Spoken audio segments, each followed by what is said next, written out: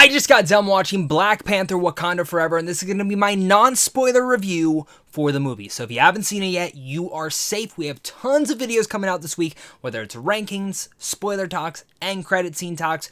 We're going to talk about all of that later this week. But hi guys, thank you so much for clicking on this. My name is Zach, and Black Panther, the original MCU film, is one of my favorites in this universe. I loved what it brought me into Wakanda, and a lot of that happens to be because of Chadwick Boseman. I miss this guy. Every single performance, this guy just fueled energy and passion, and what he fueled into T'Challa was the perfect embodiment of that character that you would expect from the comic book realm. And when he passed away, it really broke me. That was like one of the biggest celebrity deaths in my entire life, and for me at least, it made me just wonder, where do you go next?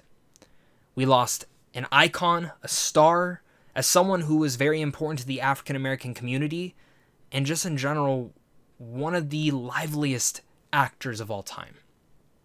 So hearing that Ryan Coogler had to rewrite this script to fit the passing of a friend was interesting to me. They weren't going to do the recast, which I know some of you guys wanted. And now we have Wakanda Forever, which if you've seen from my title and you've seen from my thumbnail, is almost a perfect movie. And it's almost perfect in a lot of different ways. I think there's certain things that hold the movie back to a certain degree, but I cannot wait to see this movie again because of the emotion it made me feel and the love I had for this movie at times. Now, we're going to discuss my issues with this movie because I have two central issues with the film overall.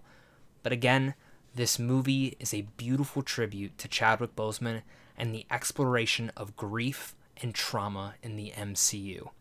Now, Black Panther Wakanda Forever, once again, is directed and written by Ryan Coogler, and it's about the people of Wakanda who fight to protect their home from an intervening world. They mourn the death of their king, T'Challa. This stars the likes of Letitia Wright, Angela Bassett, Lupita Nyong'o, Denai Guerrera, Winston Duke, Michelle Coel, Martin Freeman, and introducing Tenoch Huerta, who I probably just mispronounced, and I'm so sorry if I did that, but he is playing Namor in here, who I'm a pretty big fan of Namor from the comics, and it was great to see him show up in here. And, I mean, with all that said, hit that like and subscribe button, comment down below your guys' thoughts, and let's dive into my pros. So, going into this movie, I had a lot of expectations. That trailer was freaking beautiful. One of the best MCU trailers ever, but I was still a little bit worried. You know, I've really liked Phase 4 overall. I liked what it's done. But how are you going to do this movie without T'Challa? How are you going to do this movie without Chadwick Boseman? And I think overall they earned it. They hit it. They hit all the levels it needs to be. And I give major credit where credit is due to Kevin Feige, Disney, and the entire Marvel Studios for letting Ryan Coogler go off and write a very emotional script from scene 1 to the very last scene of the film. You are feeling all of the beautiful tributes to T'Challa and what Chadwick Boseman did for that. And what you can really feel in this movie is a heart missing, because Chadwick Boseman was the heart of that original Black Panther film. And the heart of this movie is missing for a majority of it. And that's a pro. Usually when I say that about a movie, that is not a pro. But in this case, it is a pro for a lot of different reasons, because the more and more you're watching this film, you're missing something. The same way that every other actor and talent involved with this movie was missing as well. This is one of the few movies that have ever happened in the history of filmmaking to where the actors and the cast and the directors and the creatives are also mourning a character that you are mourning because of the actor. And we're not just mourning the character, we're mourning the actor itself. And for me, I got my mourning experience with Chadwick Boseman in here. And I just couldn't believe what Ryan Coogler was able to do and write and direct, because this felt like a movie that, while yes, it needed to add and bring in certain Marvel situations and Marvel things to further out the universe, which we'll talk more about that, at the heart of it all, and at the soul of it all, it's an exploration on grief and trauma. That's not something you see a lot in the MCU. This is a darker movie. This doesn't feel like an MCU film at times. This feels like an actual film. This feels like a Ryan Coogler-made movie, in the way that it deals with themes, and the dark tone of it all, and the performances itself from Letitia Wright, who I was absolutely shook by her performance at times. The very first scene you see of her, nearly broke me. And then the very last scene, just started filling me up with tears. She gives an amazing performance. Same thing goes for Angela Bassett, who is honestly deserves a Best Supporting Actress nom. She is so incredible in this. Denai Guerrera as Okoye is a lot of fun, and she's great, and again brings out a lot of emotion, and specifically what it does for the world of Wakanda, because while the first Black Panther movie was very much about T'Challa and Black Panther, it was very much about furthering out the world of Wakanda and building up the mythology. This film, for the most part, I mean, we've seen from the trailer that someone is in the Black Panther suit, but in reality, it's a movie about Wakanda. And what does Wakanda do when it loses its king? What does Wakandans do? What do our main characters do without that loss? Do you move forward? How do you move forward? How do you touch on the world when everything is coming at you from all angles, specifically a new nation named Talokan, who's ruled by Namor? And Namor is still the antagonist that you would expect from a lot of different comic book runs, and I loved it because Tenoch is incredible in this role as Namor. He is so good. But also Lupita Nyong'o's great. Winston Duke's great. Michelle Coel is great. Everyone in here brings their A game, brings the passion, brings the different dynamics. And this is all centered around one director named Ryan Coogler, who wrote and directed a very powerful movie that, while gives you all those themes and emotions and feels like that beautiful tribute, at the same time feels very epic in its storytelling and epic in its action set pieces. He introduces Dominique Thorne as Riri Williams in here, and Ironheart, a character that I've never truly loved from the comics, from being introduced from her, but really much engaged with her in here. The way that he's able to balance all the different characters and tones feels very important to the entire story. And without a well-done director here, in a bad director's hand, this film could have gone off in a completely different route and had a lot more issues than I would have even expected. But because of all the great elements of what Ryan Coogler does as a director, you feel it. The action is visceral. It's important. It's badass. It's vengeful at times. But all around that it's incredible. Seeing Namor fly around with those wings is so freaking cool. Seeing the new Black Panther suit and everything, the way that it works, is great. But it really is the kingdom of Wakanda and everyone surrounding it that really brings us to life. But what Marvel Studios let Ryan Coogler do was he didn't just make an action film.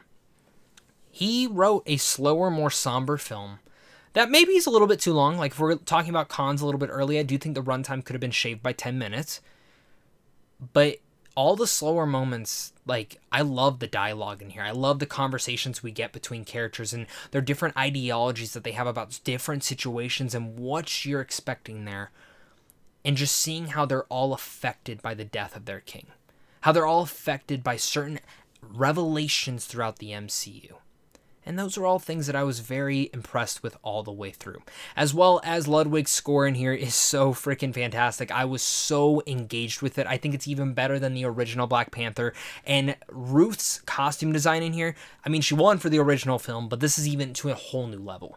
I love the new Wakanda suit. I love all of the entire Namor and all the underwater stuff, which was very unique and different on the take than what James Cameron's going to do with Avatar: The Way of the Water, as well as Aquaman. And I really like how they brought all that together. I keep tiptoeing around a lot of different things, and I know it's because it's hard not to talk about this movie in spoilers. This is a movie that the more you are rewarded for, the more stuff you don't know about this film. And I think the trailers did an overall good job at displaying all that, because from the very opening sequence to the very start of T'Challa's funeral, which you see in the trailers, brings this sense of difference to the MCU. Like, it shakes the world in a different way than, say, Thanos had done it. And a lot of that is because it's dealing with the real world loss of a person. And I think just the way that they were able to really touch into that was important. And I can't express that enough, and how emotional this movie gets me because of that. Now, this is where I do want to start diving over to my cons. No pun intended with the whole Namor thing, but I had some issues with this movie. And some of them, I think, hold the movie back, and some of that is just MCU stuff. I think they're trying to build up a lot of stuff with Talokan and Namor, which is fine to do, and I think they actually do it in a really great job. But there's a couple taglines to this story that I'm like, I didn't fully need that. And it feels like the movie had a perfect place to end, but then it just kept going. And same thing for Riri Williams. Like, I get what they're trying to do, but there's just certain things that they're setting up And I kind of wish they would have just let Ryan Coogler do what he needed to do. I'm sure those were there from the very beginning when they already had Chadwick Boseman in place to play T'Challa, and then they had to shift stuff around. But there's some changes and differences in here that, again, I wish they didn't need because it's setting up stuff in the Marvel future. And maybe you won't feel that way. I think some of it was perfectly integrated, but at the same time, I was like, I don't think it was completely needed. But at the same time, I couldn't get enough of this movie. I want to revisit Wakanda. I loved the mid-credit scene. I can't express it enough. It is like such a perfect bookend to this movie. And it feels like the great passing of the torch to the next thing in Wakanda and Black Panther itself. And I can't wait to see what they end up doing with that. I think it's going to be a lot of important stuff. Also, I keep forgetting to mention this. I wish they would have given Lupita Nyong'o and Winston Duke a little bit more to do in here. I understand what they were doing with their characters. I think it's important what they were doing with their characters. When they get to act their asses off, they get to act their asses off, and there's some great moments with that. But I feel like they could have been in the movie a little bit more. So other than that, I don't have too many other cons. I found this movie to almost be perfect. The more and more I sit on it, the more and more I start to really like it. I think Black Panther Wakanda Forever is a beautiful tribute about grief, trauma, revenge, and even hatred. Epic in almost all standards, but slower in pacing to tell a different kind of story in the MCU. You'll have tears in your eyes and you'll be cheering at certain points throughout this movie. It's not perfect at all, but it's still great.